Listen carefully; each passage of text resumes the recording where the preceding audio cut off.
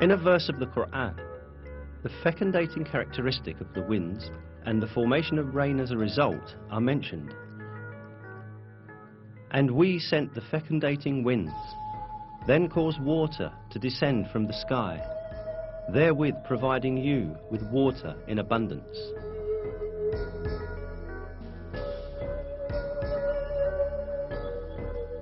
In this verse, it is pointed out that the first stage in the formation of rain is wind.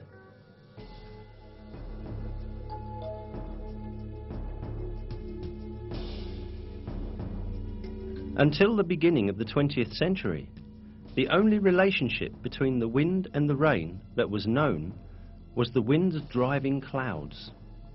However, modern meteorological findings have demonstrated the fecundating role of the winds in the formation of rain. This fecundating function of the wind works in the following way. On the surface of oceans and seas, countless air bubbles form because of the foaming action. The moment these bubbles burst, thousands of tiny particles with a diameter 1/100th of a millimeter are thrown into the air. These particles, known as aerosols, mix with dust carried from land by winds and are carried to upper layers of the atmosphere.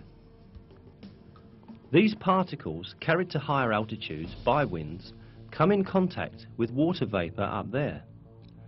Water vapor condenses around these particles and turns into water droplets. These water droplets first come together and form clouds, and then fall on the earth in the form of rain.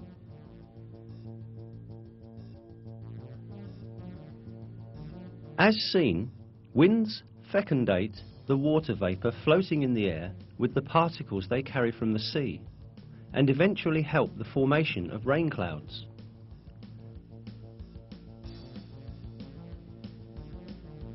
If winds did not possess this property, water droplets in the higher atmosphere would never form, and there would be no such thing as rain.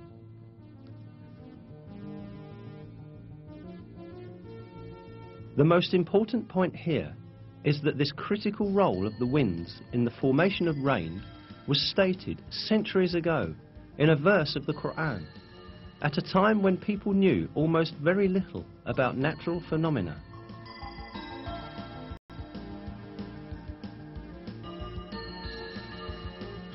Another fact given in the Qur'an about rain is that it is sent down on earth in due measure.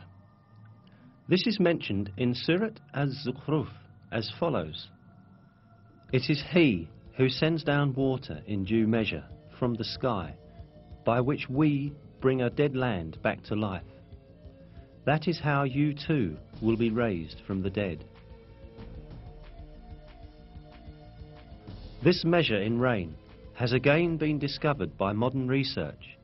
It is estimated that in 1 second, approximately 16 million tons of water evaporate from the earth. This figure amounts to 513 trillion tons of water in 1 year. This number is equal to the amount of rain that falls on the earth in 1 year. This means that water continuously circulates in a balanced cycle according to a measure.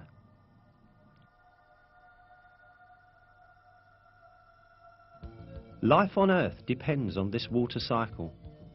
Even if people had used all the technology in the world, they would not be able to produce this cycle artificially.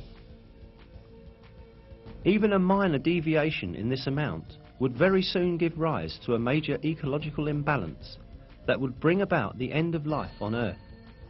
Yet, this never happens, and the rain keeps falling every year in exactly the same amount, just as is revealed in the Qur'an.